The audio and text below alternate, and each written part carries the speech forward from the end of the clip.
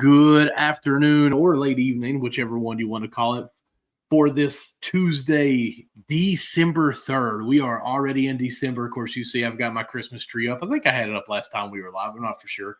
But it is that time of year. It's the holiday season, and it is also basketball season. CJ, before we get going into it, how you been doing this week, man? I've been doing well. Thanksgiving was good. Chill with the fam, relax. Watch a little bit of football. NBA Cup right now. So Knicks just got the dub, blasted Magic, who was on playing really well without Paolo Banchero. Knicks 4-0 in the NBA Cup. Looks like we might play Milwaukee. So we're gonna dive into that a little bit more. But yeah, this week was good. This week was really good. Sounds good. Are you a turkey or a ham guy from Thanksgiving?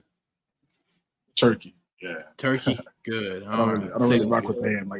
The ham is there, but I don't partake. See, I've changed with my age because as a kid it was only ham, but as I've gotten older, I'm really, because my brother, he does the turkey and he fries it, deep fries it and everything out in our garden. So man, it's good and juicy. So I've converted to the turkey side.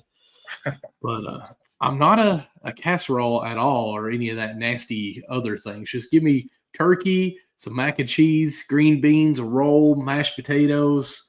Did I say mac and cheese? I better. Mac and cheese, yeah. What's your dessert go-to? Dessert could go sweet potato pie, pumpkin pie. Pumpkin pie. I have never had a pumpkin roll until this year, and oh my goodness. A pumpkin roll? Yes, I have been missing out on that. Yeah, always go banana pudding. Banana pudding. Those are my go-tos right there. Gotcha. Of course, you guys, as y'all are tuning in, please hit us in the comments. Let us know what your go-to thing is. See, I've got this tradition. Obviously, you can tell I'm obese. I grab a roll to put on my plate, but then I hold another roll underneath the plate, so you don't feel bad. You got that other one hidden. Everybody's like, "Oh, he's just getting one roll. It's good." Then you sit down, it's like, boom, there it is.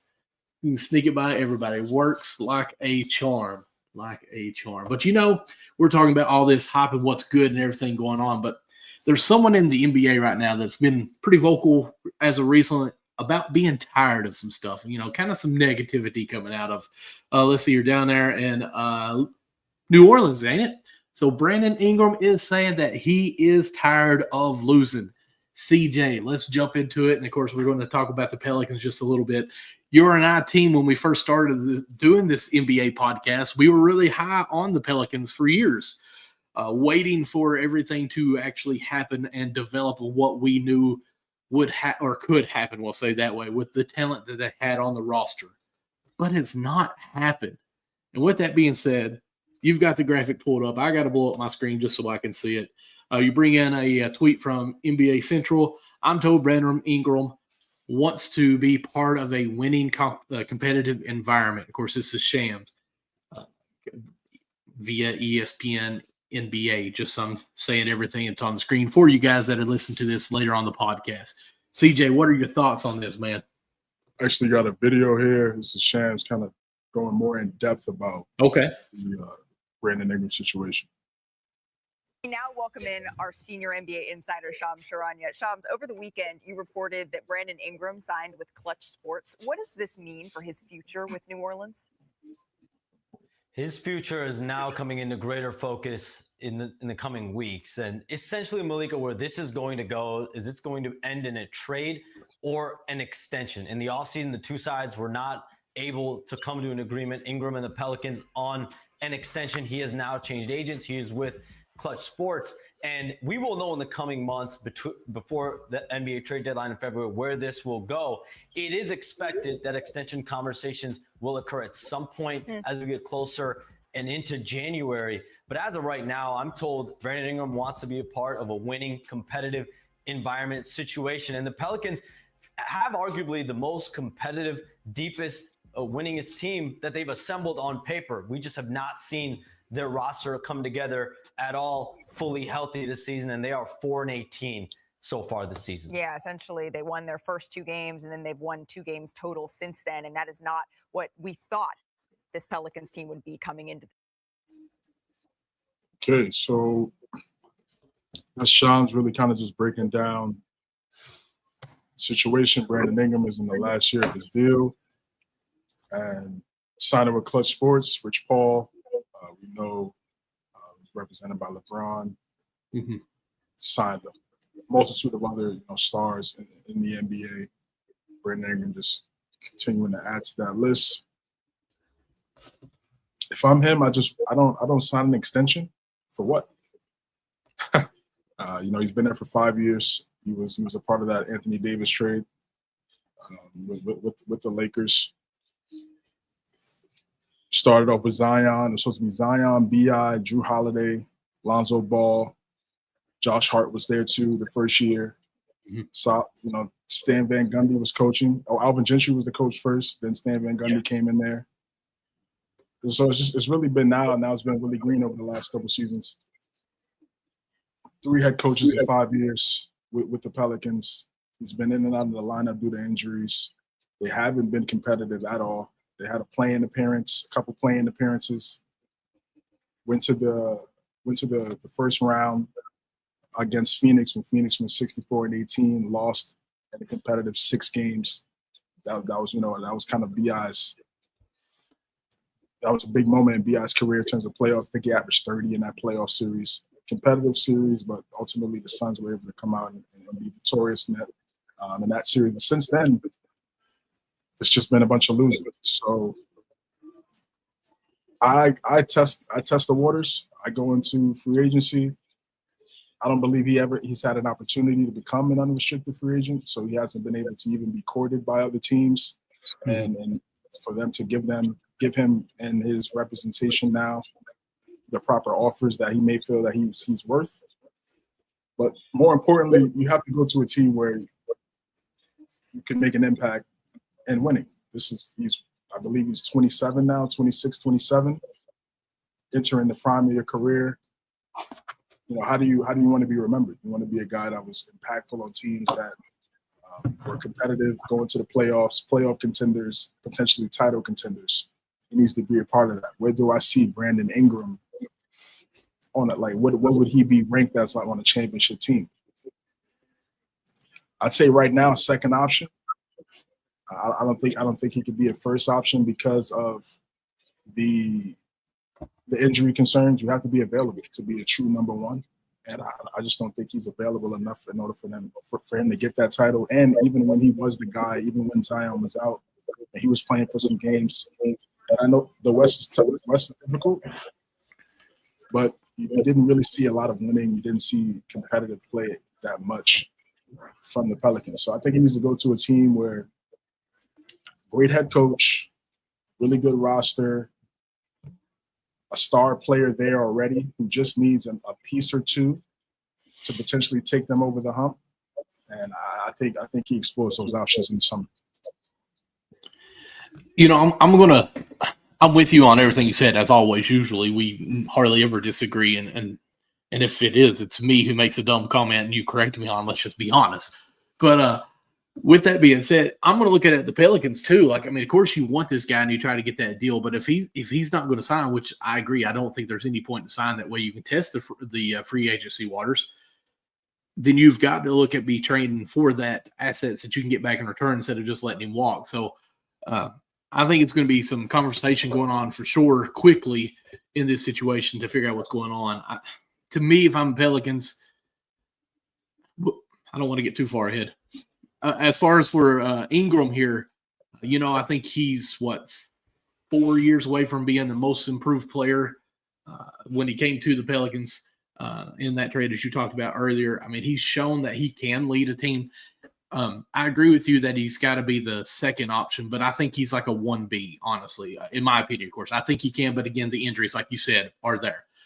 That small forward, power forward position that he can kind of play, or at least a tall, small forward, is really what an NBA Finals team has to have. It's a Jason Tatum, more or less. It's a LeBron James. It's a Chris Paul. Well, not Chris Paul, but Paul George. I apologize.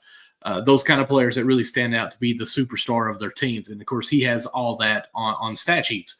We've seen that he can be an MVP candidate, not win MVP, but he can be up there when he's playing fully 100% healthy and with all of his weapons as well. So I definitely think Ingram, for the person and for his career, you might need to consider getting out of there, because the Pelicans have not proved to be doing anything.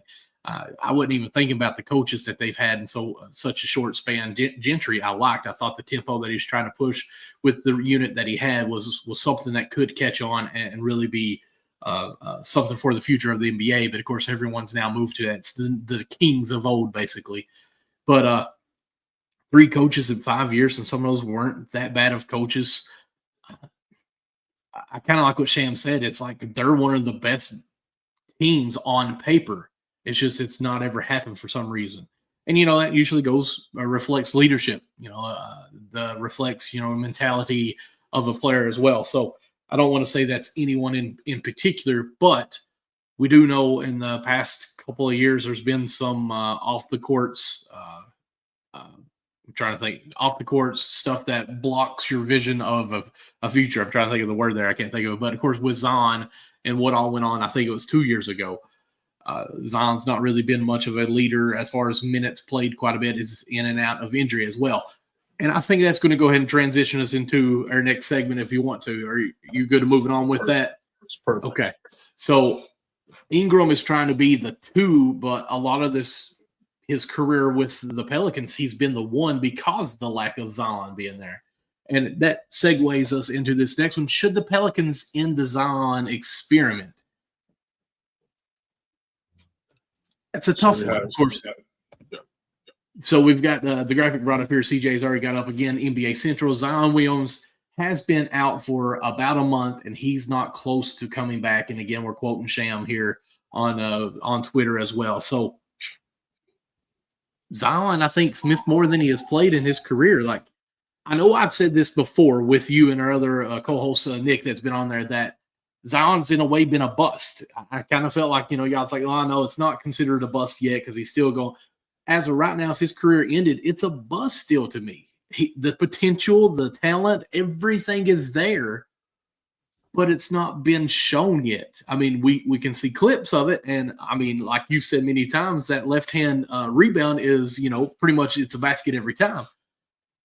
But he can't keep it together for a whole healthy season. So to me, it's a bust until proven otherwise. And I like the guy. I think anybody that's hefty and watches a lefty hefty out there playing, it's great. It's great for us plus size guys. So I hope he can put it together and be playing here. But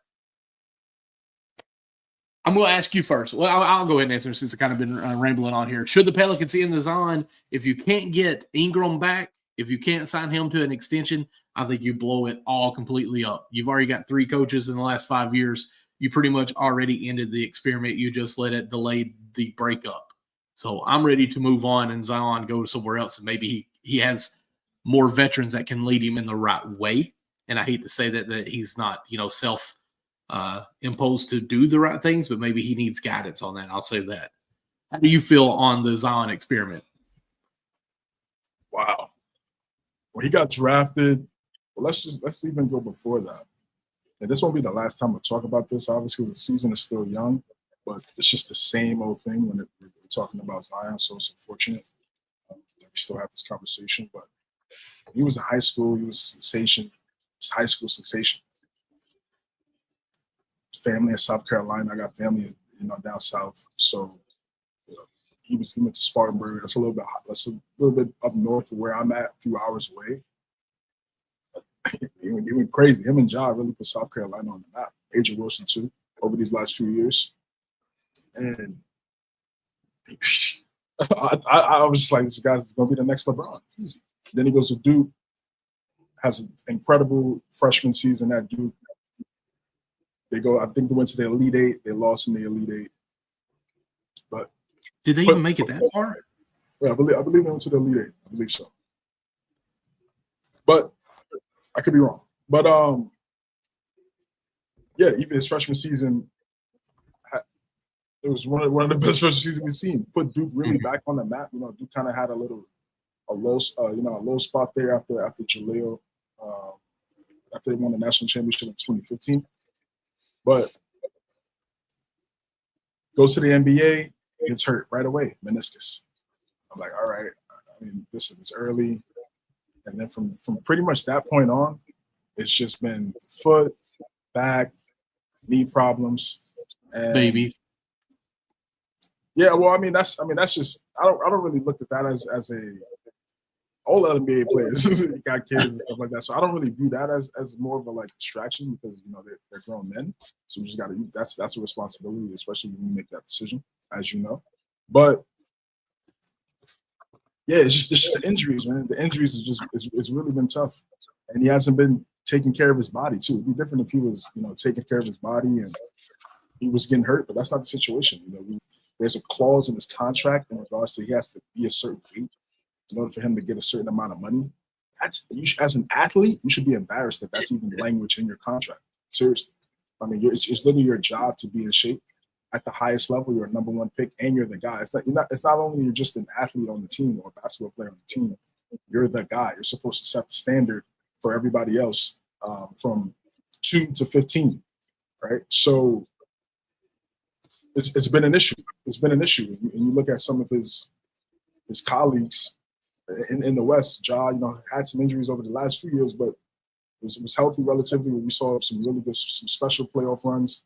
Saw the play-in game last year. They went up against the Lakers. He has 40 and 10, blows a hamstring, and he hasn't been back since. So it's just tough to. It's just sad, really. It's just the best way to describe this situation with the Pelicans with Zion Williamson is really sad. I thought 5 years from now we'd be at a much different spot. I thought he'd be be right up there with Tatum and Luka as one of the faces of the league. And right now, with his inability to stay on the court, that's not a discussion. It's not a talent thing. It's just a health thing, and honestly, just self-awareness as well. Because you keep having these. He's already had all these injuries now. This early in his career. What do you think is going to happen as he gets older and the mileage continues to grow? And he doesn't even have a lot of mileage to begin with. I think they should end the experiment. I think they should just start over. I really don't see any type of vision or clear lane in terms of them being competitive in the West. They're 4-18, as Shams said in the Brandon Ingram clip. So there's really nothing for them to salvage in terms of their season. I don't think they're coming back. Even if Zion does come back and B.I. stays there and they don't trade him, they keep him for the season, where are they going? I don't see them going anywhere. The best case scenario is a play-in, but we know how competitive the West is. The probability of that is very low. I would just hit the reset button. Tried it. It didn't work. A lot of it really wasn't your fault. It wasn't. They got to give David Griffin some credit. I mean, he put some quality guys around Zion during this time, but you won't know how good the team is if the main person isn't out there. Yeah. And so it's just sad. It's just a sad situation. I feel like you can't just keep things going on with the hope of it's going to happen. When you see what's in front of you, and you have 5 years, you have a 5-year resume of this of this trial, and you don't have anything to show for it. I think it's time to make a change. If not, then that's when people start losing their jobs, especially in the front office. And see, I agree with you that they've put in excellent roster together to play around Zion. But he's supposed to be the number one person on that roster that everyone's built around. And he's been so absent.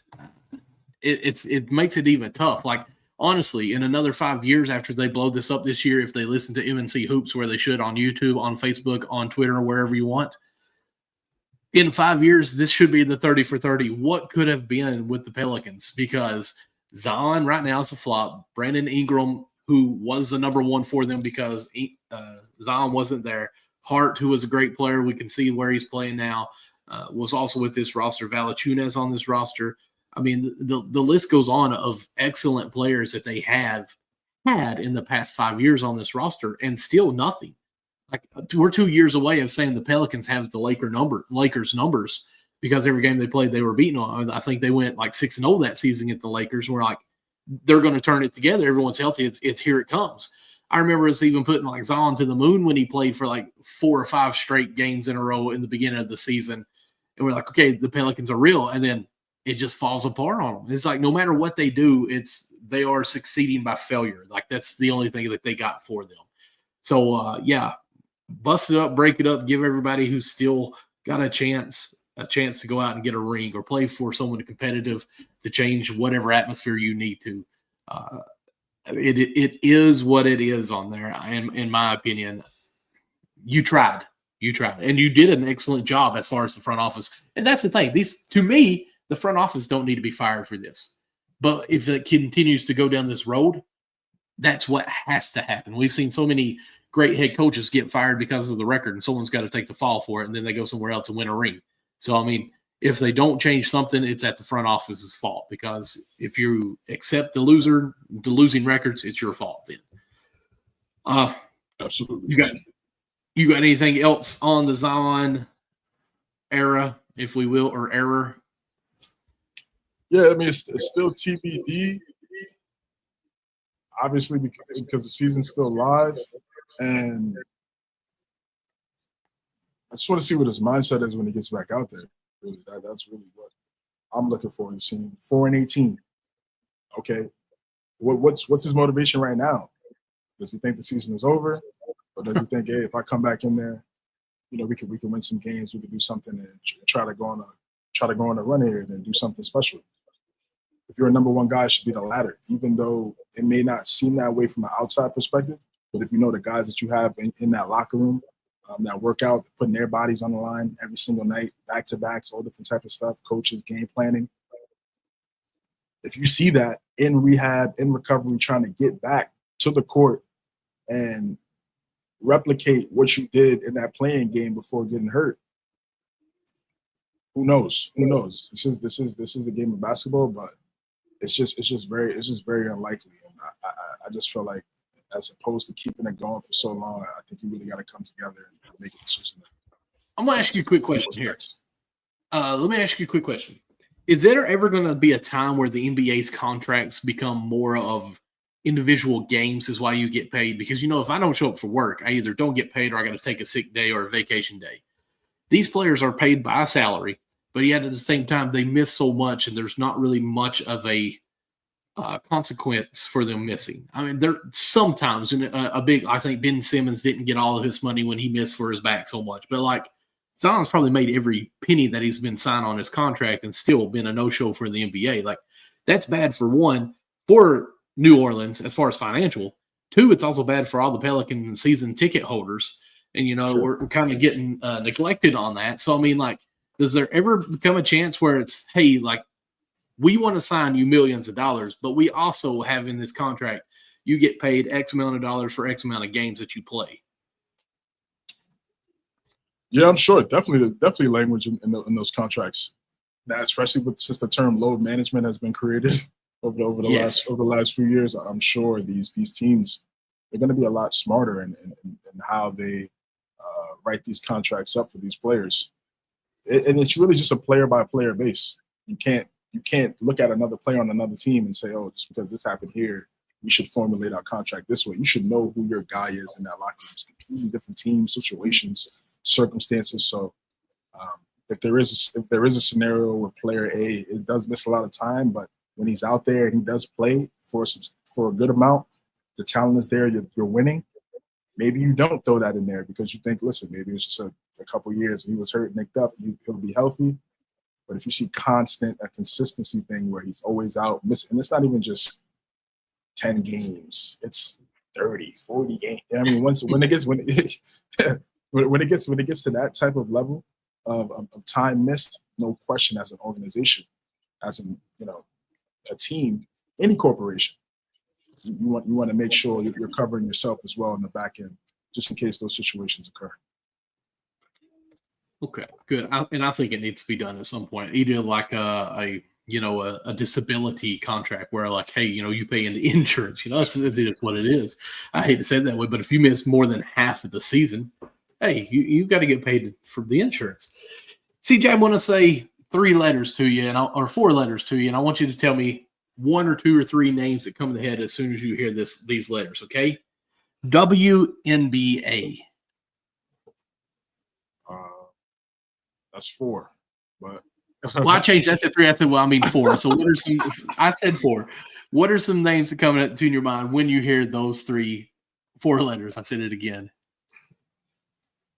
I think about these two young ladies right here, Caitlin Clark, Angel Reese. Of course, living in New York, Brianna Stewart, Sabrina Ionescu.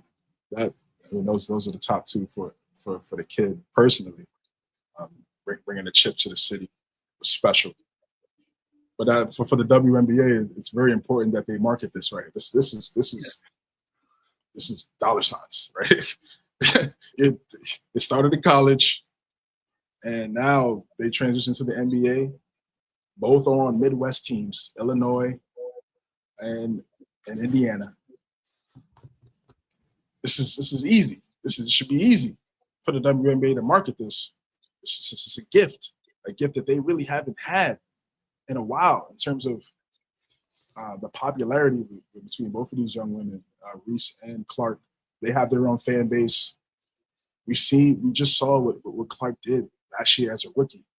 They said she was the most blitzed player in the WNBA as a rookie. So it's just constant traps all day. And if you're going to do that, that's really to your disadvantage because she's one of the best passers we've seen in a really long time. So her impact speaks for itself. The ratings of those Fever games, the tickets sold at that arena for the Fever's games. And this is an organization that had Tamika Catchings, who's one of the greatest basketball players ever, Hall of Famer. And she was rocking the Fever jersey. She was great. She was great. But you're seeing what Caitlin Clark has been able to do. They know the rivalry with Reese. They got a little chippy in a few of those games last year. It's a lot of talk. It's going to create a lot of discussion. And that's what you need for as an organization. You need to market your stars. And this is a clear-cut opportunity for them to do that. I don't think this offseason they've done a great job of continuing to market their stars. Like, you don't just stop marketing your top players. You don't just market them during the regular season. You're supposed to do it 24/7, 365. You have to continue to bring casuals to your game, to your sport, to your product, because they also have money as well. So this is smart by the WNBA. I'm sure that the NBA has also played a part in them, helping them in terms of marketing their league. It's going to be exciting. All eyes are going to be watching this for sure for years to come. This is Fever versus Sky for the next decade. This is a lot for the W. This is a lot. You can't mess this up. If you could put in perspective in the NBA, what is this duo matchup that you would consider? Right now? Like present day? We'll go now. The equivalent.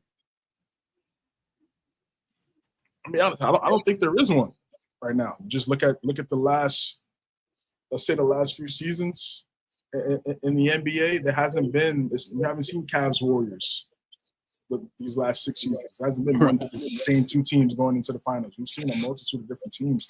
There's been much more parity. So I don't even think there is really a rivalry comparable to Clark Reese right now. When you think about, like, again, collegiate to the W, I don't see one. What do you think? I was trying to think of a case where it'd be even the rookies or someone coming up young to be the stars of their team. I was going to say Chet and Wemby maybe, just because it's so fresh on it. The young superstars or young stars coming into superstardom for their teams. But still, I mean, I even think Magic and Michael, going back that far, the head-to-heads, the Larry Bird and Magic, just because if you think WNBA, you think of this matchup of these two girls going head-to-head, period. I don't care who you are, how long you've loved the WNBA, if you're new to it. This is what the WNBA is known for right now. Rightfully so, too. Of course, there's some other great women that are in the WNBA, but this matchup is what is going to sell tickets, is to advertise it, like you said. And, of course, we are in December, and this matchup is, I think, the 16th of May. But we just want to go ahead and give some shout-outs to it as it comes on. I think it's a Saturday game, too. So keep pushing this. And the WNBA, man, is really on track right now. Many years it's not been advertised as much. This is prime for them to try to make it as advertised as they can. Yeah, it's very important to hit a home run here. I know there was a lot of discussion over the last few years about pay, things like that, and that also falls on the hands of the people that run the organization and the NBA, because the NBA, they invest into the WNBA. Mm-hmm. And if you want to generate more, if you want the players to make more money, you have to put more eyes on the product. You have to give people a reason to watch your product. You can't just have a bunch of people playing basketball and there's no stories, there's no storytelling, there's no why, there's no questions being asked, or in terms of the game. You have to bring some type of excitement and intrigue to your league. And they've had a bunch of talent, and they've had a plethora of great games, great series, champions. But when you want to take it global, which I believe Caitlin Clark could 1,000%. I feel like she's already done that, but she could just take it to another level globally and ensure she has this rivalry with Angel Reese. I think that's going to continue to grow, and of course, against the other teams as well. This is key. This is very key. This is very key. And you got some young women coming in a couple years. Paige, Juju. Yeah, so this is the golden. To me, this is the golden era for the W. And these two girls helped us know the college girls' age. I mean, let's be honest. You know, Caitlin last year, Angel last year, we actually dove more into watching WNBA and learning some of these younger girls. Shout out to Cats Chat. Next week, we're actually going to have Georgia Amore from Kentucky on the show, who's one of our star players, and I think projected in the top 15 for the WNBA draft. So that's pretty cool for us to have her on there. Probably wouldn't have been something I'd ever thought about, is having, you know, a side of the girls on of her college sport, just because it's not advertised very well. It's not entertained very well on social medias, on TVs and everything. But because of these two women, it is now has the platform that it has. What disturbs me, though, is I went ahead and looked at the schedule, and I told you all it's May 16th. It's a Saturday. What time do you think the game is at? Spoiler, obviously, it's aggravating. It's at 1 p.m. Like, to me, I don't get that. There may be other games going on during that time, but it's just you have these two women playing head-to-head for the season. It's actually the second day of season openers, and it's 1 p.m. Yeah, I mean, like I said, the playoffs, NBA playoffs is going on during that time in May. So I don't know how the scheduling is like. You know, these networks, you know, they really have everything set in stone months and months and months before these things happen. So I don't know what's on the docket for those other networks and things that are maybe going on. And so maybe that time slot was the best for them. But again, I don't see you have a time, you have an opportunity. You could just not be on ABC at 1 o'clock. Like, you know, that could also be an option. So, way to stay positive there. Yeah, so it's like what are you going to do about that? How are you going to bring people to watch this game at 1 p.m.? That's their goal. And they have, you know, a few months to really dive, you know, about 4 or 5 months to really dive in and lock in on those key things and create these stories in the off season. So now when the regular season starts, they're like, oh yeah, I remember that. And now what are we going to see now? What's going to happen? And you know, I saw during the season a little bit. I know Caitlin, she's going to get hate. That's obviously going to come with being a great player and being a popular player. But just some of the players, and be competitive. But some of the extra stuff and the subliminals and all that, to me, I think you're just hurting your league. Yep. You're turning people away from the league. But then in the same breath, in the same mindset, you're talking about, you know, you want to get more money. I don't get it. You know, that doesn't make a lot of sense to me. There you have somebody that's bringing eyes to your product. You know, so you're bringing people like, hey, like you said earlier, you know, who's this girl? She's hooping on this team, on the Sparks or on Stars, something like that. Or the Liberty, right? That's your all's team. Yeah, I didn't want to go overpowered, but Caitlin Clark could be going up against, you know, one of these teams, and it's a Gabby Williams. She goes off.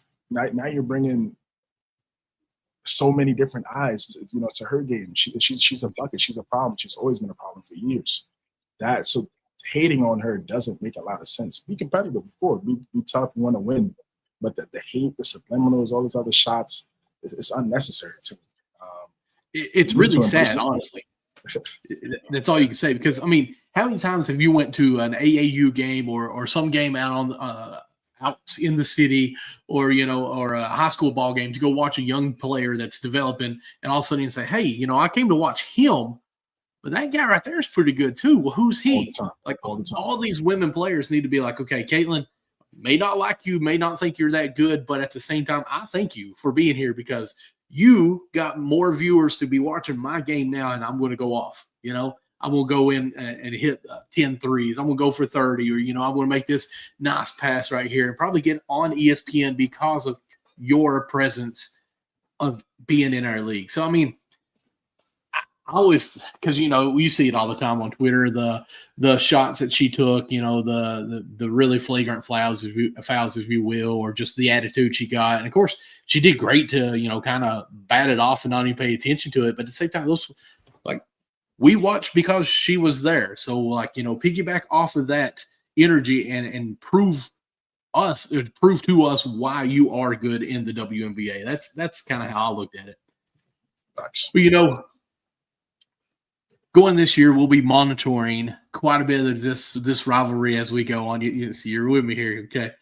And, we're going to bounce back to the NBA because I'm hearing a lot of monitoring going on with some names that scare me and possibly make me happy as we pull this up, as we find out now that some teams are monitoring Jimmy Butler and his crazy hair that he does all the time, Fox, and even Kuzma. Of course, we figure Kuzma with the Wizards up there, that may go on, but Miami Heat, and then even the Sacramento Kings, who's been on the top front runners for the Western for the past few years. Makes me sad that Butler's on this conversation, but the offseason was rough as far as on social with this. So bring this up here, NBA Central again. The Dallas Mavericks and Houston Rockets have been mentioned as potential destinations for Jimmy Butler. I don't understand the Mavs so much, but okay. Within the league circle, there's been quite discord about whether the Houston Rockets or the Mavericks will eventually land Butler, a Texas native. Okay, that makes a little more sense now. Should he and Miami decide to part ways? For now, however, the Rockets are among the top teams with a young core, and the Mavericks remain a contender in a tightly competitive Western Conference. It's also worth noting that executives who've checked in on Butler got an impression that Miami wants to figure out their star's future after the season. So it sounds like people are interested. But as always, Pat Riley might be taking the snooze button right now, going back to sleep while people want to talk about what's going on here. What's your thoughts on these Miami Heat? What it is my character, my small forward I made, actually my point guard I made on 2K is I'm at Miami. Butler's not getting that ball, so he's getting a little sour, and he's trying to go elsewhere. But that's okay, Jimmy. I'll start passing it to you a little bit more. You stay around here, okay? But what's your thoughts on this? Jimmy's hairstyle is crazy. That's the first thing. Especially the blue. Wow, I mean, the jersey's red, white, and black. Like, at least do one of those colors so it actually blends. But anyways, he's different. He's different. That's who he is. 5 years. This will be year 6. First went to Miami. Couldn't be a number one. He can't be a number one. He made a mistake. He should have stayed in Philadelphia. What is Miami doing? He's shown that he could definitely be a number one guy. Now, in the playoffs, the regular season, we've seen him coast a little bit. May miss a few games. They're good enough. They have one of the best. They have a top 3 coach in the world. They shouldn't be a playing team. It should be top 6. You got one of the best center. You have a top 5 center in the league. Former 6th man of the year. They always figure it out. Great system. Whoever goes into their system, they always play well and make an impact right away. And he's the guy that, with everything I just said, he's the piece that they need to make that whole system go and flourish. And when he's not out there, you see the difference and how they play. The Mavericks and the Rockets. Miami said they want to wait till after the season. the Rockets make the most sense for both sides to me because they have assets that potentially Miami could want going forward. What does Pat Riley really want to do? You know, does he want to start a rebuild? There have been talks about him potentially stepping down because of this. Because to me, I don't see what he's getting up there. At this point, it's championship or bust. So if he's not winning championships, of course he's going to still be a part of the team. But in terms of having that specific role, you might want to have somebody come in there that's a little bit younger. Alonzo Mourning's kind of been the Pat Riley's right-hand man over the last few years. Maybe Eric Spoelstra could do both in terms of team building and coaching. We've seen coaches do that before. I think that'll be something he could be successful in. It's a tough job. It's a tough job having to wear another hat, and you have to manage the team as well and the players. After the season does make the most sense. It does make the most sense. You could do a sign and trade. Mm-hmm. For the Mavericks, I don't know what that deal would look like, but if they're able to keep Kyrie, Luka, and they're able to get Jimmy Butler, it's a scary team. It's a scary team. How do you stop that team? I mean, those are three guys that we say locked in the playoffs. Who do you guard? Who do you double? Or what's going to happen there? So if I'm Dallas, I'm definitely trying to see what's up. I do in a couple first round picks, whatever it takes, because that team over there in Boston, they have their whole starting five to get 20 points. So, and it's 20 off of great ball movement and teamwork. So you have to have players in your lineup to offset that. And if you don't, you're going to get packed up. Yep. It's just that simple. So the more great players on your team that you feel like have the same mentality and identity, and you think they could potentially build the chemistry to come together and win something, the better. And I mean, listen, this is nothing. This is not. I don't see this as a disappointing moment. We went to the finals twice, multiple Eastern Conference Finals appearances. So if this does come to an end after the season or whenever, obviously the goal is to win the championship, but I think they definitely overachieved given the circumstances and the players that they wanted but didn't get, but still offset that by winning a bunch of games. Let's just see when Jimmy comes back. Let's see what Miami looks like. They're going to be a playing team. They're always going to be a playing team. They have enough players to do that. They got smoked by the Celtics the other night. I think it was yesterday. Jimmy wasn't in the lineup. When he gets in the lineup, let's see if he can play 60-some games. Let's see what their record is. I think if they have a nice playoff run, that could definitely entice him to stay. If they have another disappointing playoff series like they've had over the last few seasons, I think we could potentially see Jimmy Butler in a new uniform. I like the Rockets and the Mavericks as two destinations for sure. I think it makes the most sense. I'm going to be completely in disagreement with you on this one. And it's not because I'm a homer here, okay? I'm just going to say, no, it is not. To me, if he goes to Dallas, yes, it's star power, but we were hesitant to see if Luka and Kyrie could play together because wanting the ball so much. You put Jimmy in with that as well. Plus, Jimmy, if you don't play defense, Jimmy Butler's upset, and he's going to let it be known verbally. And Luka is the main guy on that team, and he's not really that dog as far as, hey, let's lock down and play some hard-nosed defense. And I don't see that working very well. Plus, I mean, who are you going to get rid of? What assets do they have in this trade? I just don't see how Dallas works, in my opinion, as far as X's and O's. Yeah, it may look good on paper and look like the Pelicans, but put it together and throw the ball around, because Luka's an isolation player. Kyrie's an isolation player. They're making it work well with them as far as how they stay around the perimeter, penetrate, kick for the three. But Jimmy is not a knockdown three shooter, so is Kyrie going to play more of that shooter? That's why they went and got Klay, to have that other shooter. Luka's obviously not going to be that as well. So I don't see how you can have three ball-heavy players who need to be able to drive to get their games going. Maybe it'll work. I just remember when the Lakers did it, when they had Lance Stevenson, Rondo, and LeBron there, it looked like trash. And they didn't make playoffs and all that whole 9 yards. But I just don't think Dallas works on that. And now I'm going to bounce over to Houston, why I don't think they work. They've got this chemistry where they're young, fresh on the legs, ready to go with it and take off and just try to outscore you with their speed and their youthness, if that's a word. You bring in Jimmy Butler, who likes to slow the ball down just a tad bit, and, putting him into his spot where he can ISO go on baseline or whatnot. I don't see the flow with this team going with that. But, of course, Rockets coach does know Jimmy's style quite a bit, seen him quite a bit in the Eastern Conference, so they know what he's capable of. So I just don't see Houston giving up a bunch of assets for a player that might slow down their pace that they're already playing at. I'd say Pat Riley would like Reed Shepherd since, he's a Kentucky alum and all this stuff, but, we'll back up on that one.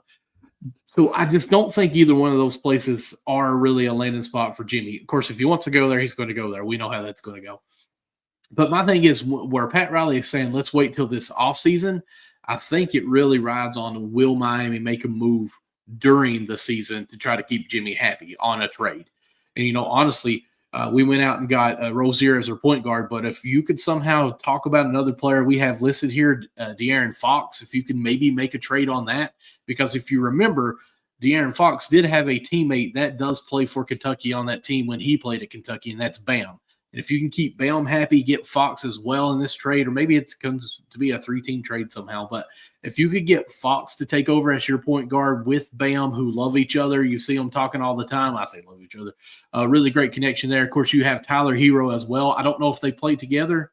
I don't think so. But at least they played at Kentucky on that same time. That chemistry is going to be like the Knicks from UConn that they had going on. Plus, with Jimmy in there, all those guys like to play defense. I think possibly Pat Riley is saying, hey, if Fox is open, maybe this is our fix for when we didn't get Dame on this. So I think Miami is going to be waiting till this offseason because they're going to see if they can make that move in season to make a better run now. So what you said about the Rockets, that's to me, you need in the playoffs, you need a half-court player. So and the game slows down in the playoffs. So to have someone like Jimmy with Şengün and Jalen Green, young guys who haven't had the experience of playing in high-level playoff games yet, to have someone like him with the leadership, leading teams to the finals, I think that would help them because now, yes, they're winning right now, but you can't pay everybody. You just extended Şengün and Green. So Jabari Smith Jr. is still out there. And they have a bunch of some really good players there, but some guys are going to get disgruntled. Some guys are going to want to play and get more minutes.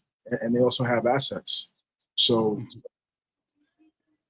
if they lose in the first round, they feel like, man, we're just one piece away to pair up with Şengün and Green. I think someone like Jimmy Butler would be perfect for that. To me, I'll say this. Houston, I think, would be the more landing spot than Dallas, in my opinion. But I think you make a great point. Half-court offense during the playoffs. Jimmy Butler, I mean, like I said, we know what he can do when it comes to playoff time, and that might be the perfect person for them, actually, to say, hold up, we need a bucket. Give me the ball, clear out. Facts. So let us know in the comments. And I see on X. Let us know on X. What's your thoughts on this Jimmy Butler situation? Do you see him staying in Miami long term? Do you see them parting ways in the future? Let us know. And do you like his hair? Yes.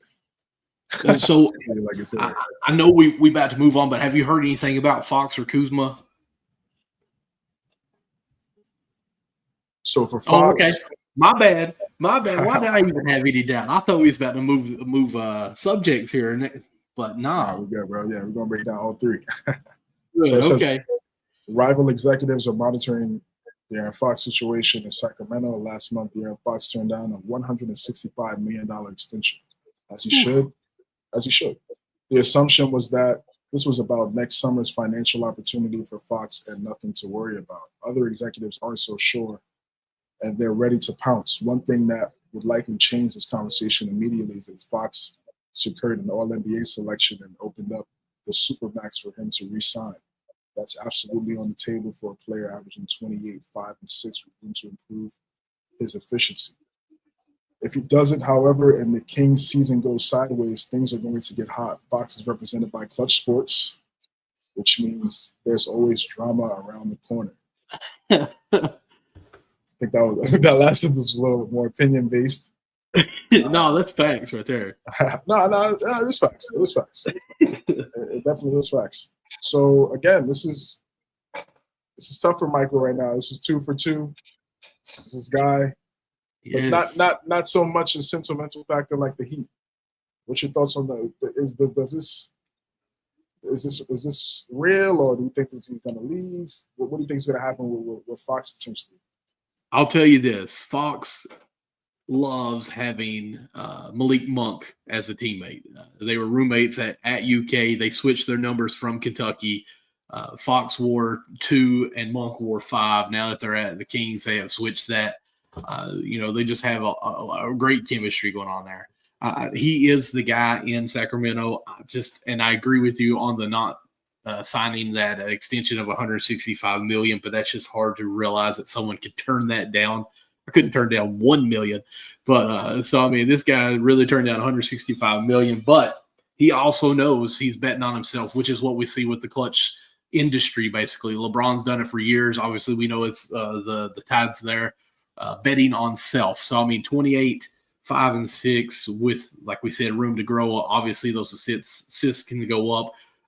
The only thing I worry about with Fox is you've got to have a team that you go to kind of bought into that high tempo speed of his, because he's fast as lightning. He's like Sonic.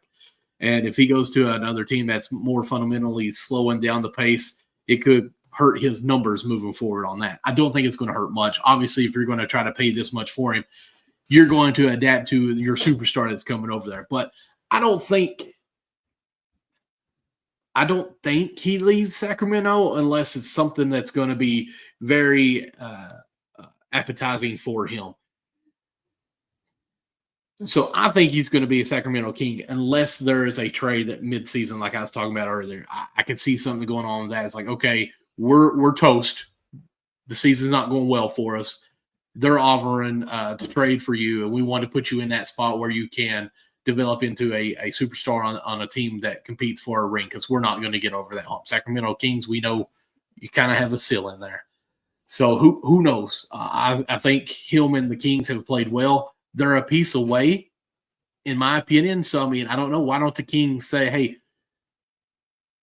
Jaron, we want to keep you here. What do you want us to do to improve our roster to where it would be something that you want to stay at? Because, we've said so many times, Giannis could be a perfect pickup if the Bucks continue to go this way. We've heard so many How does that trade work? I don't do X's and O's as far as trades. I just kind of make stuff up in the air, okay? But no, I was trying to think, who were some of the players that were talking in possibly going to the Kings last year, big power forwards. OG wasn't one of them, but big power forwards. I was going to – what's the piece?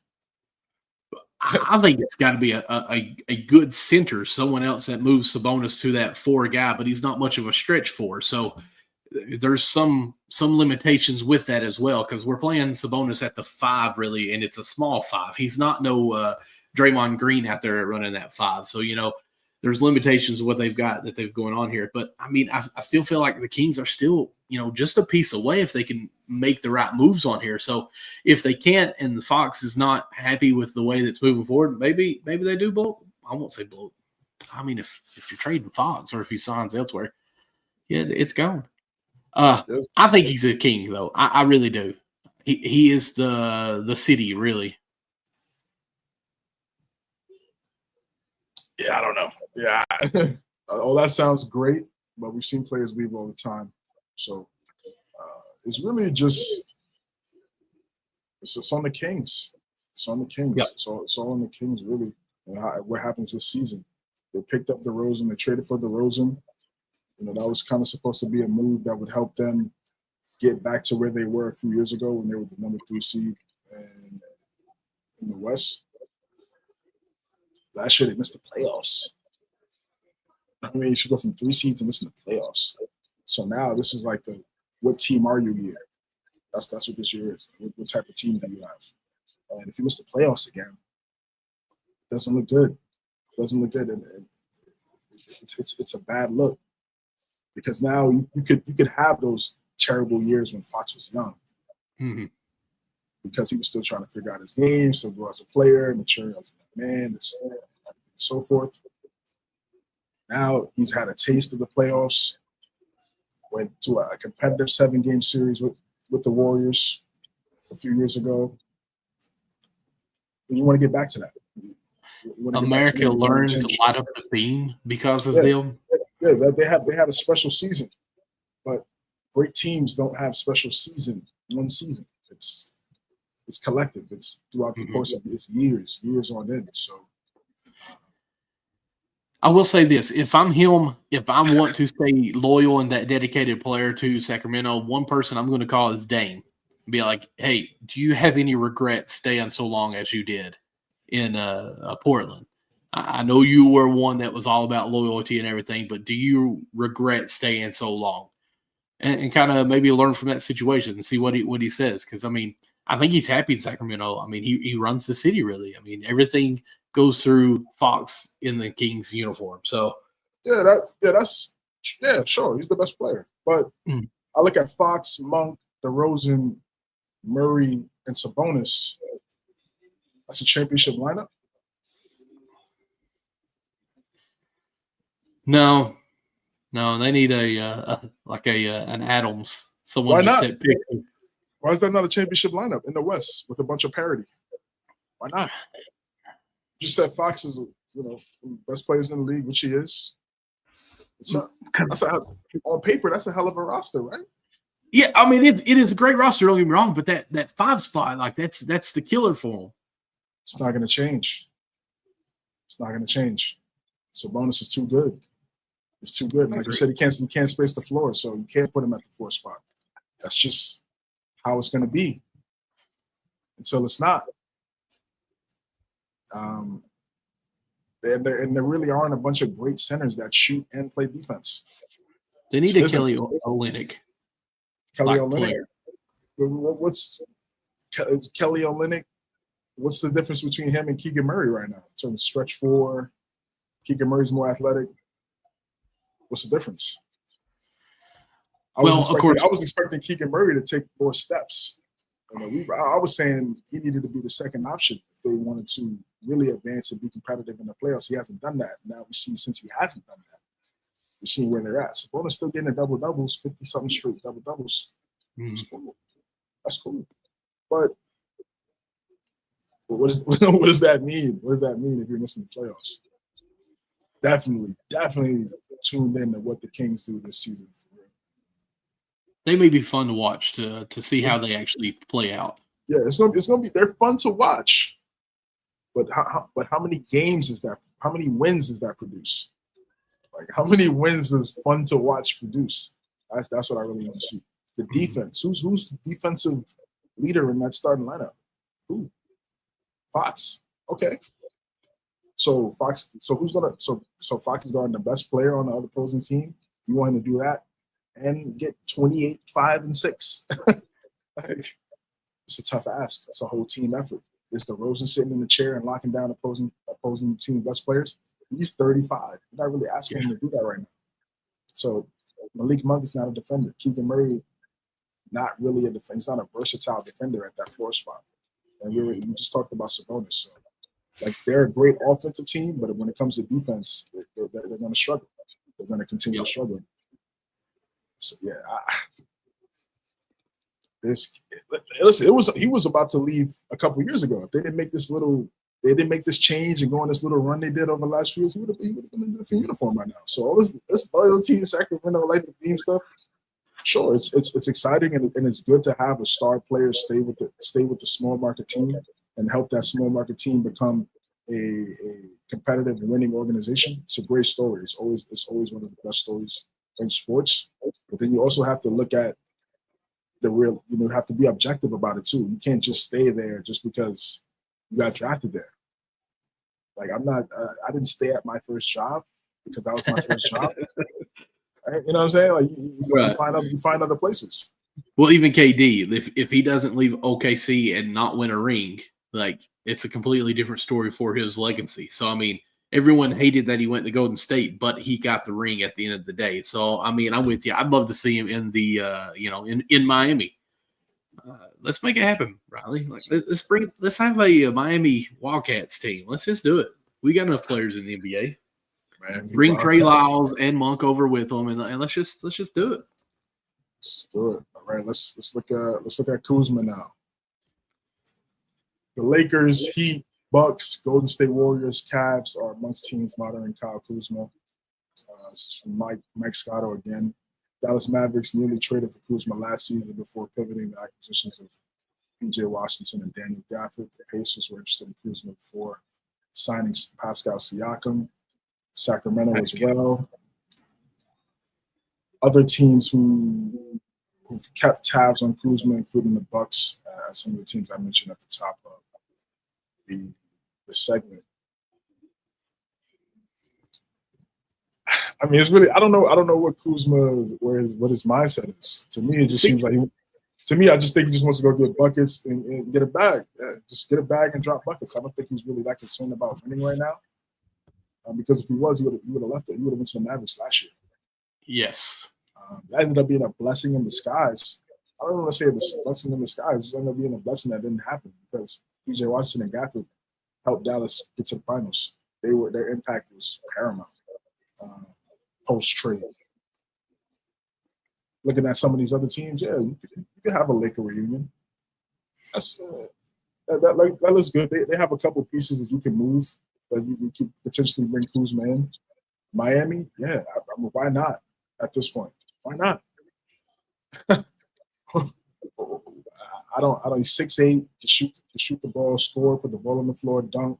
The defense, it's an effort-based type thing with him, and that's really for all players. But it's not the best. I feel like he should be much better. Mm-hmm. But in a system like Miami, they do a great job of masking that. Warriors, perfect. Plethora of open shots. A plethora of open shots. And I think the Cavs will help as well. I mean, he's that 6'8" forward wing that he could be in that closing lineup with Garland, Mitchell, Mobley, and Allen. That's tough to stop. Yeah, that's tough to stop. I think the Cavs, to me, out of these teams here, should definitely be at the top of the list in terms of trying to get someone like Kuzma, because especially with that defense, because Kuzma doesn't. I'm interrupting. I apologize, but Kuzma lacks the defense, and that's like their culture. So I mean, you're not going to be traded for that team without the conversation. Like, hey, listen, this is what we are. Like, we need that small forward. We said it so many times with the Cavaliers. We need that small forward to be a knockdown, but also you got to be a presence on that defensive floor, because that's what we pride ourselves on. And look where we're at. I mean, that's a tough conversation. Hopefully, you would buy into it, but I like the Cavs on this trade. Yeah, I like the Cavs a lot. I think the Cavs definitely, but the Cavs are probably looking at it. We don't need to make a move. We're 18-3, so like we don't need to really get rid of anything right now. But I still feel like they could use another scorer, especially when they go against Boston. Because Garland disappears sometimes. Yeah, it's very difficult for him at times, especially in a series against Boston. And I know I keep saying that because I mean that's just the team they're going to have to see in the finals. Of course, Drew Holiday, Derek White, second team all defense, all NBA defense. Right? You're seeing that on a possession by possession basis. Those shots are going to be difficult if you're going up against somebody else. So as I'm saying, if you have more scorers out there, it creates easier baskets for the backcourt, the special backcourt that they have. But I think the Cavs, they're doing a great job what they're doing right now. I mean, they're one of the best teams in the league. And I think they're just going to ride it out with the team that they have right now, and we'll see what happens. But if the Cavs do stay put, Miami, Bucks. I like the Bucks. Think the trade? So who do they have to trade? Yeah, do the Bucks have anything left to trade? Yeah, I mean, they got a couple picks, but you probably have to. Honestly, I don't see the Bucks really being in it. I don't see the Bucks being in it. I can see Golden State and Miami, Lakers too, and the Lakers too, because they have D'Angelo Russell, they have some guys you can kind of offload and get rid of, make the money work. And they have some picks as well. And he's in that reunion. Great exactly. storyline. Exactly, and he's already familiar with LeBron and AD, won a championship with those guys. But again, like I said at the top, it's like, what does Kuzma want to do? If he wants to get traded, he wouldn't have difficulty finding another team to go to if he really wanted to leave. But I'm gonna be the devil's advocate here. I don't think Miami is really in this conversation. I mean, if Butler's considering leaving, which I don't really think that's a thing, I just don't think Kuzma's dog mentality that we've talked about before, and I hate that phrase. But we talked about he's happy just playing ball. He's not really looking to get that ring. He's just wanting to get highlights and get the bag, as you say. So I don't know if that mentality is really going to go well in Miami, because I think the first time he starts slipping a little bit, like he's probably going to get fought by the whole team.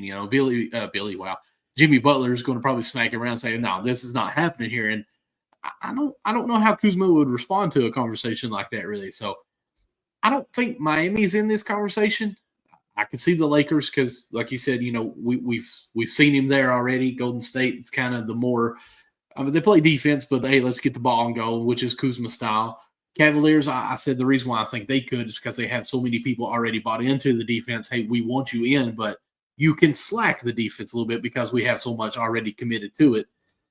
So I'm going to say I don't think the Kings do it. I really don't. I don't think that's the piece that they really need. So I'm going to go either the Cavs or the Lakers, or Cavs, Lakers, or Golden State would be my three picks. That might be a landing spot for him, but it's going to be that psychological conversation that really determines what happens with him. Correct. So let me ask you this. Out of these three players, if you are a team that's a competitive team, which one would you go for first? And, of course, obviously it matters on what position you need, but let's just say whatever position that you're going for is what you need. Kuzma, it's an easier trade. It's an easier trade to make. Okay. I feel like them than the other two. The other two are superstar players. It's going to be much more difficult in terms of who's going to be moved and money. And if you really just want to make an easy, clean trade, help somebody make an impact, move a couple pieces here and there. For a team like the Wizards, they're really just looking for more draft picks. That's all they're looking for. So I think Kuzma will probably be the one that would be most seamless out of the three. Okay. I wasn't even thinking of it that way, but that makes a lot of sense. Something else that makes a lot of sense that needs to be talked about, and I think even further, because you and Nick have totally disagreed with me on my comment on this next player, but we'll get to that too because I can't not say it, but AD says that he should have a Defensive Player of the Year. I totally agree with that, and my comment was, I think he should have an MVP when he was in the Pelicans uniform, but you all disagree with me and laugh at me, but that's okay. So on the graphic, CJ's got put up. I don't even know. I've got talking about when they were the third seed. Talking about that year. Sure. Had to have been that. I mean, that was like the only good season they had. Okay. Let's see here. I think that was 2018 over Harden. Come on. Okay. Come on. I know you always disagree with me, but. You take Harden off of that team, they're still good. You take AD off of that, they're still good. What's good? You take AD off the Pelicans, yeah, I mean, they're the not same. Good. They're not. You take good. AD off the Pelicans. No. See, that's what we'll always have this debate, but we're on the defense. How good would the Rockets would have been? What's good? How many games they win without James Harden? 2018 James Harden. 2018 James Harden was phenomenal, yes. But still, like, they would have been in the playoffs. You take AD off the team, they're not in the playoffs. This is before play-in as well, too. So they would have been in the playoffs? I think so. I don't think so. Still. I think that whole team was literally built around Harden. I mean, I agree. It's just a bunch of shooters, standstill shooters, and a lob threat. So you get rid of the guy that that creates everything for everybody else on the team, that's a completely different looking team. Chris Paul was on that team, wasn't he? Chris Paul was on that team, but what was Chris Paul going to do? Chris Paul. The team was still built around Harden. I agree. I'm not here to argue that. Like Chris Paul doesn't play the way Harden plays, so that would have looked a completely different team. Anyways, Anthony Davis says that he should get a Defensive Player of the Year.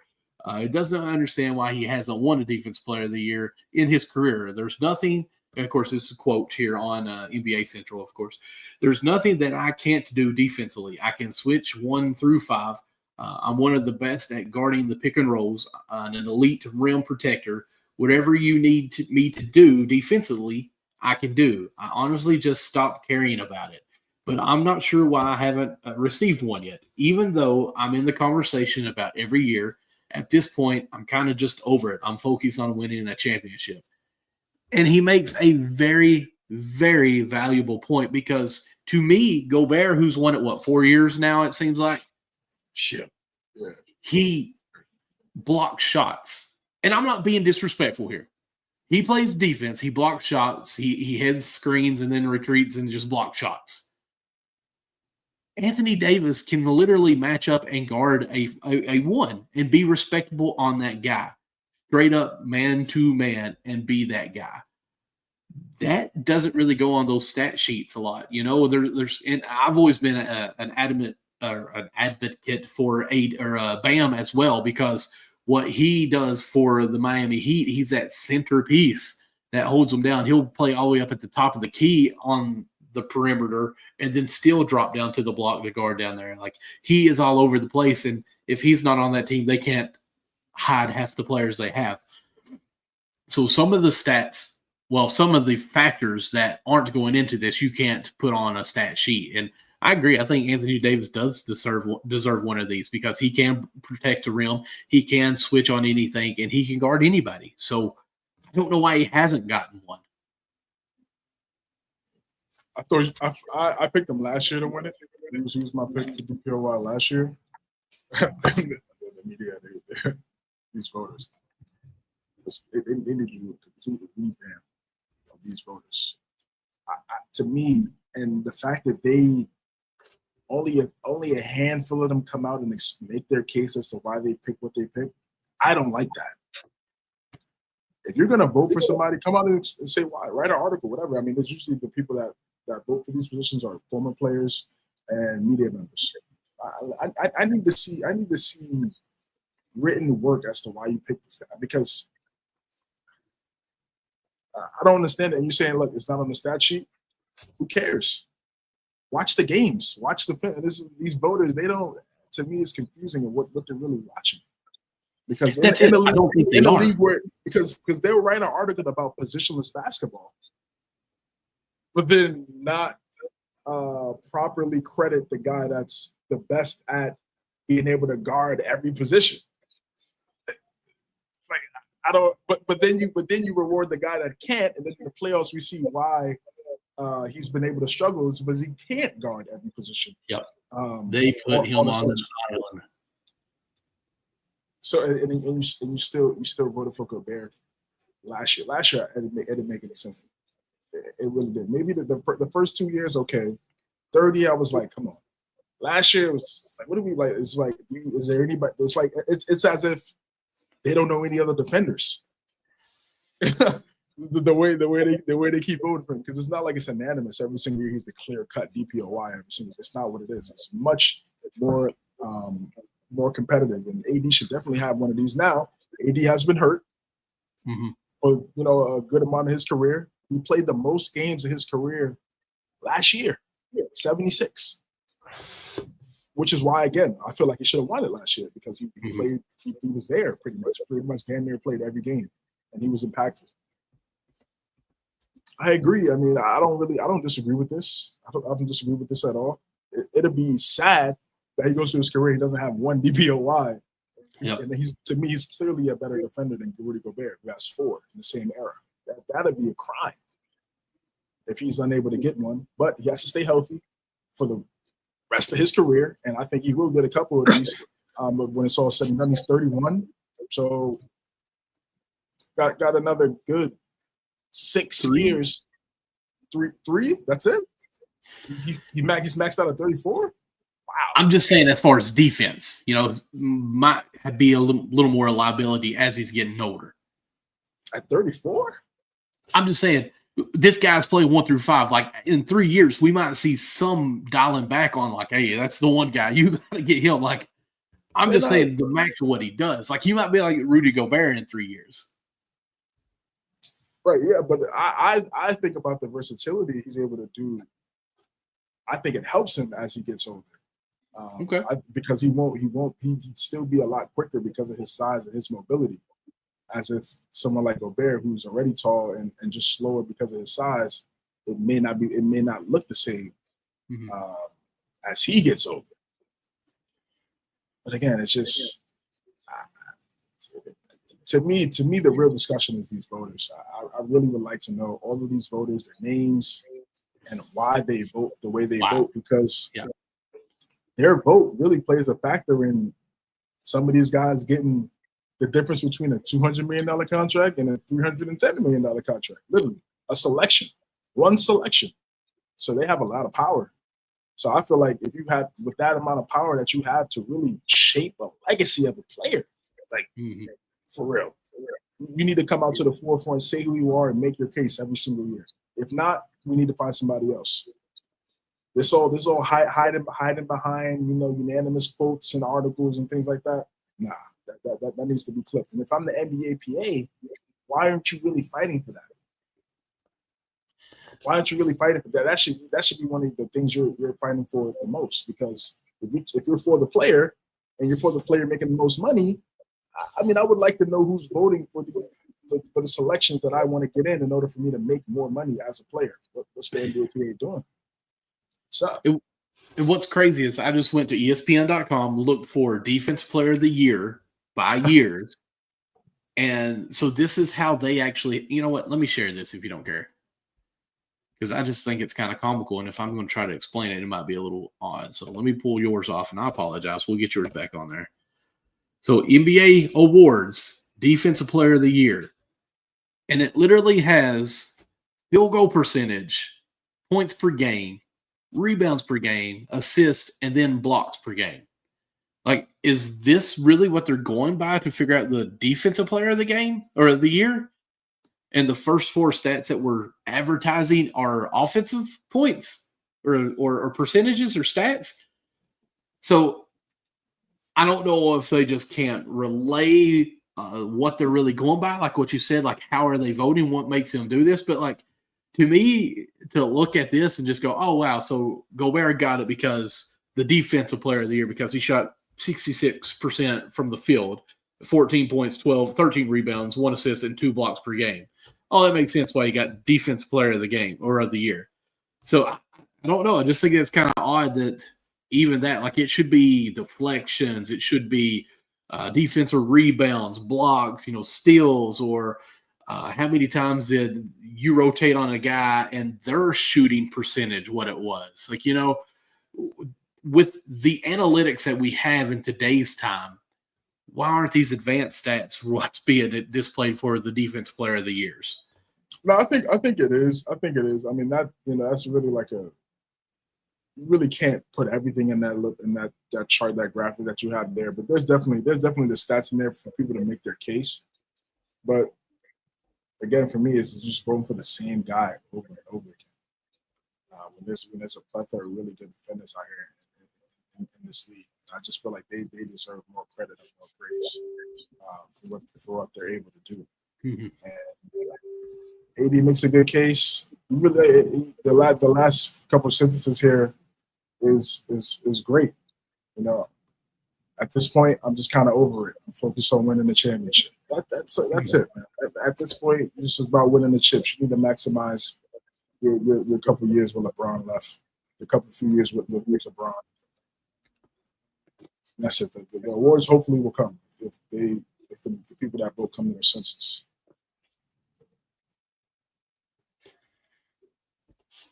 Actually, I just found one on NBA where if you just put in defensive stats, it does have like defensive rating, defensive rebounds, defense percentage. steal percentage, blocks. So that makes more sense. And right now, as far as the leader on that, after 10 games, was Chet. But of course, he's hurt now.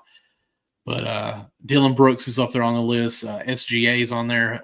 Fred VanVleet, Sengun, Wagner, just to name a few of the list here. So could be interested on that. But some of those players that we mentioned are kind of our younger generation in their NBA now. And I don't know if you're ready to transfer on over to this one or transition, not transfer. Let's talk about some of our top 25 players under 25 in the NBA right now. Okay, so right here, we got the list. This is ESPN. So, you really got to I did a quick glance. It looks solid, but with that network, it's always tough. You got Victor Wembanyama at 1, shocker. Anthony Edwards at 2, Banchero, Wagner, Holmgren, Halliburton, Maxey, Mobley, J-Dub, Şengün, Scotty Barnes, just went crazy tonight. I think he had like 39. LaMelo Ball, Cade Cunningham, Garland, Brandon Miller, Zion, Jalen Johnson, Suggs, Lively, Green, Hero, Amen Thompson, Dyson Daniels, Tari Eason, and Bilal Coulibaly. I think LaMelo should be higher to me. LaMelo should be top 5. I don't know if I'd have him that high just because he's coming off an injury. We've missed him a little bit. The talent's there, but let's see some more stats coming from him. In my opinion, just maybe top 10, which is only moving him up to. I think LaMelo's better than Jalen Williams, Scotty Barnes. Halliburton's been healthier, and he's had more success in the playoffs and stuff like that. I'd actually take Maxey over Halliburton, but that's UK love, I know. Yeah, I feel like LaMelo should be a little bit higher on this list, no question. Everything else looks solid. Everything else looks pretty solid. What about Zion? Yeah, I mean, it's just this is talent. It's the talent. It just speaks of his sad. I mean, talent-wise, it should be 3. But we already talked about why that's not the case. So. Jalen Green, I think, could be a little higher. But I think that will change as the Rockets continue to win and show that he could be an impact player. See, 3 Rocket players and 4 Rockets on this top 25. If you're a Rocket fan, you got to be pretty excited. You got Şengün, Green, Amen, and Tari Eason. Underrated player, Tari Eason, underrated player. Quality role player. He's going to be great for the next 12 years. Hell of a player. I like his game a lot. He knows his role. If you need him to do a little bit more, he could do that. Perfect starter in the modern NBA. This is a good list. It's for ESPN. We're gonna get a little golf clap for ESPN. But this is calm. This is calm. What's your thoughts? I like it. I'm not gonna hate on it too much, but to me, Zion, like I said, he's a bust right now. Like the talent, yes, and maybe that's what they're going on is what their actual ceiling talent that they have right now. And we've seen a generational player in Zion. It's not happening. Maybe that's why LaMelo's up there. I would say top 10 for Melo again, but just for the fact that we need to see a consistent stat for him. Yes, the talent's there, but if the talent is what they're going on, it makes sense. Let's see here. Scotty Barnes, he's on the list for sure. Don't get me wrong, but I want to see him take that next level this year, really. Mobley, I like up there. Chet percentage and blocks, of course, he's hurt too. I wouldn't be too upset if he was down on the list just for the fact that his first year he didn't even play. Now he's already hurt. Maybe he could have fallen off the list a little bit. Still top 10. Don't get me wrong. I'm not saying down the list like at the bottom, but I do like Banchero up there. As much as I hate it that he's a Duke player, but I mean he's a good player. So yeah, I'm not mad at it. Orlando. Yeah, I know they looking lost good. tonight. I know the Knicks blasted them tonight. I like how you said that. But listen, I mean, they got their top two players are the top 5 players under 25. Top 25 players under 25. They got 3 on here too, don't they? Suggs, yeah. Yep. Mm-hmm. They're going to be dangerous. They're going to be dangerous as soon as when they get Banchero back into the mix. A solid list by ESPN. Is that all we got on it? That's what we got on that. Now let's dive into something here. Very interesting. Very interesting. It's from Paul Pierce. He was asked on the Dan Le Batard show about the 08 Celtics versus 2024 Celtics last year. We got a clip here where he shares his thoughts. It's better than yours. I don't know. We don't know. It's damn close. I ain't gonna lie. This team is really good, really good. But I will tell you this: our team. I don't know. We learned. We knew how to break teams mentally. So what we lacked in skill versus them, we had with will. So. Oh, wait a minute. This is cloaked in some stuff. Are you saying that this, I want you to state it clearly, and I want to get you aggregated here, but you're saying that you guys are tougher, and the way that you would win is not being more skilled by breaking the will of players who are not as tough as you? Absolutely. We're going to turn it into a bar fight. You know what I'm saying? Mm-hmm. We this ain't going to be no finesse on the ring. This is going to be body blow. Right. So you're going to break Al Horford's will, huh? I think KG has a good reputation of doing things like that. Whose will would you break?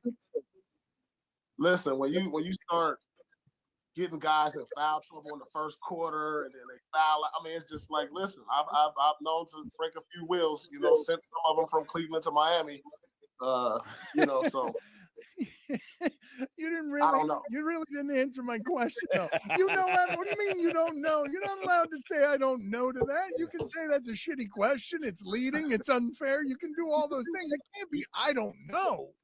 No, I didn't say I don't know. I said I've been known to break a few wills. But who? And I asked you whose will would you go after on this team that you're saying you're not sure that they would beat you, even though they're more suited to the modern game than you guys are?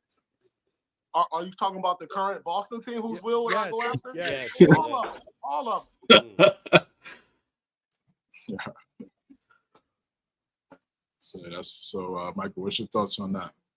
I honestly, I love it, and it's just the old heads versus this new style, this new era. Really, I put a clip on our MNC Hoops Facebook page recently, and it was talking about how boring the NBA can be now because it was the Lakers. I can't remember who they're playing, but it was like 6 possessions in a row where it's just whoever was open at the 3 shot it. And, their generation with KG, even Rondo and Pierce on there, like they talk trash nonstop. And I think they would get into your heads quite a bit. I think they'd get into Tatum's head, maybe even Brown's, kind of pick on that 2 duo, like who's really the better one. If Brown has a better game, hey, Jason looks like you ain't the guy no more. Make him kind of force a few things to try to get those shots back. Be like, hey, that's my team. Oh, man, you missed that one now. Porzingis, I hate to say it, but that guy may not go down low with KG down there, and just to listen to him talk. So I get it, and I agree with what he says. Yes, this team is far more talented as far as the present roster that they have, but you mix some of those guys that cuts a little deeper with their words, what may go on and how they trash talk, I think it would cause some ruckus on there. So, I don't know. It's hard to compete or compare these two teams when one's all about that just straight up great talent and the other one's that's got the dogfight in them. It would be tough. I would honestly probably go.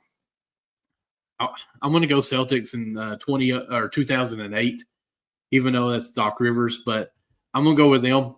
and I always hated Paul Pierce, but just the mentality that they had, I think would be who I would place my bet on. What about you? Starting lineup for the 08 Celtics was Rondo, Ray Allen, Paul Pierce, KG, Kendrick Perkins. And then you have for the 2024 Celtics, Holiday, White, Brown, Tatum, and Porzingis. And that backcourt, let's just start there. I mean, that would be Rondo and Drew going at it. Whoa, that's a battle. That's a battle. Because Drew doesn't take anything from anyone. Obviously, Rondo doesn't either. And that's a hell of a series. Then you look at the full Ray Allen was doing it in Boston that year. He had 51 in that first round against the Bulls, I believe. Or that might have been the year after. He was just a problem. As soon as he was coming from Seattle, and it was just the floor spacing was elite. KG won DPOY one of these seasons with Boston. And Kendrick Perkins, he was young. He was young, but he was a great rebounder, really good defense, physical. Tony Allen coming off the bench, James Posey. They had some Sam Cassell. They have some quality guys, and the Celtics had some good Al Horford, Peyton Pritchard, Sam Hauser, Doc Rivers versus Joe Mazzulla. I go Mazzulla on that one. Of course, of course. Who would I take in the series?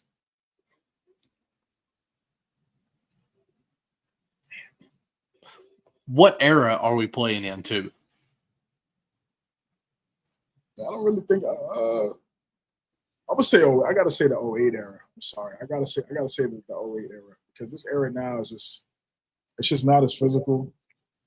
It's just not as physical. I'd rather watch this series in 2008 than in 2024. With the foul calls and the foul baiting and all these guys flopping, trying to get calls and trying to get whistles. You really didn't see that back, 16 years ago. Not too much. Maybe saw from a couple guys, but now it's everybody now in the league. So yep. let's take it back to 08. And the Celtics team would look different, but not really. I mean, it would look. I mean, their mentality would be a little bit different. They would play differently because of the what the league dictated at that time. Mm-hmm. But yeah, Porzingis and KG is like, come on, like you already know who's gonna win that matchup. Paul Pierce and Tatum, that'll be, man, that's a battle. And Jaylen Brown having to stay on Ray Allen or on them screens. The conditioning got to be elite conditioning because it's not just it's for all 4 quarters. This dude's coming on screens, all different types. You have to be locked in and you have to be disciplined. You start fouling them. You could get a foul trouble early against Ray Allen. Very early. You get 2 fouls. That's it.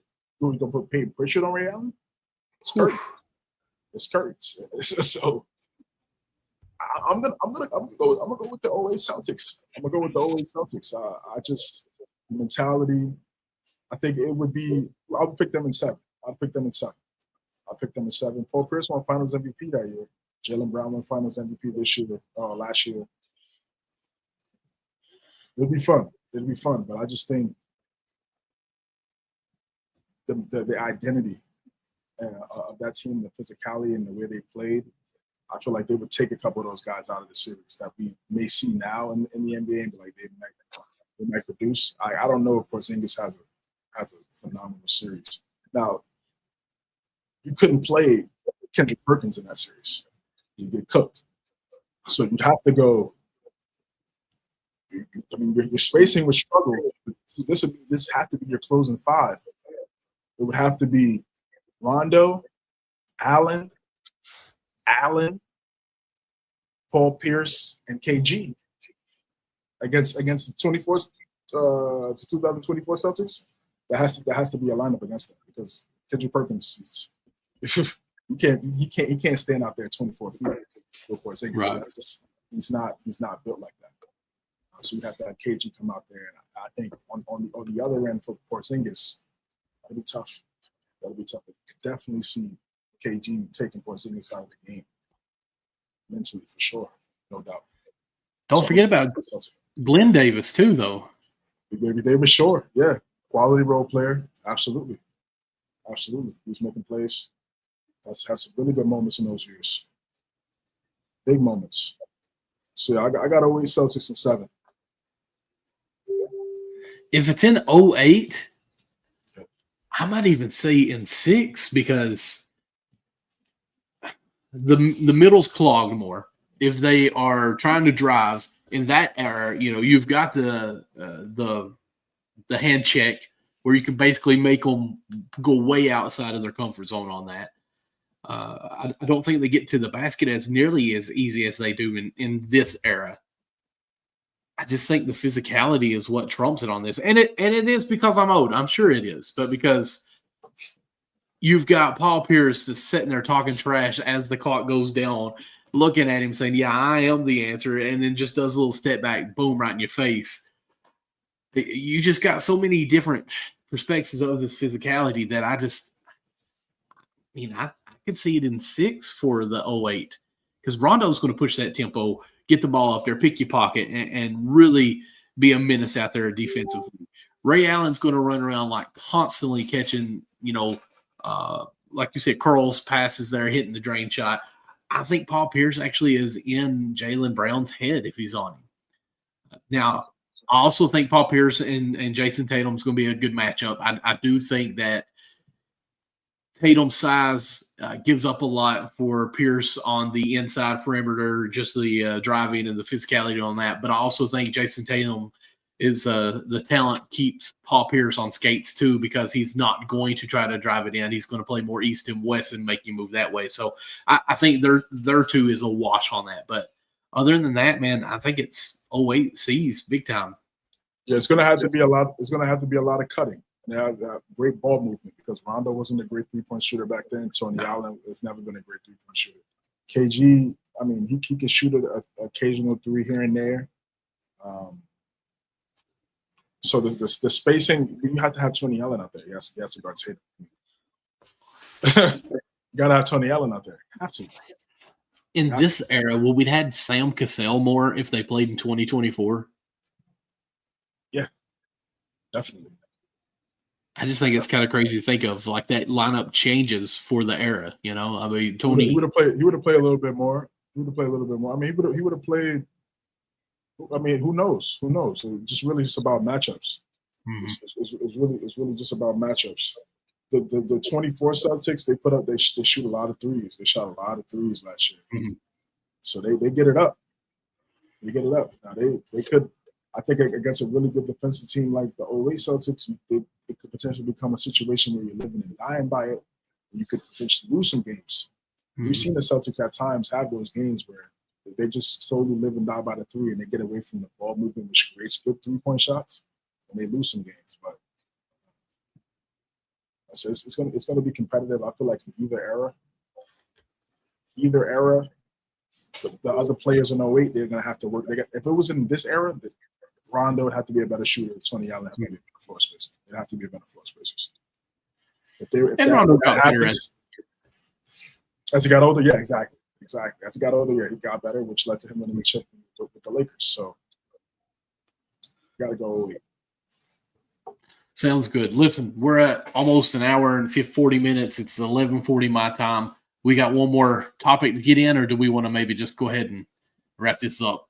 No, we're good, bro. Just really broke down all of really some of the teams in the NBA. I know it's getting a little late.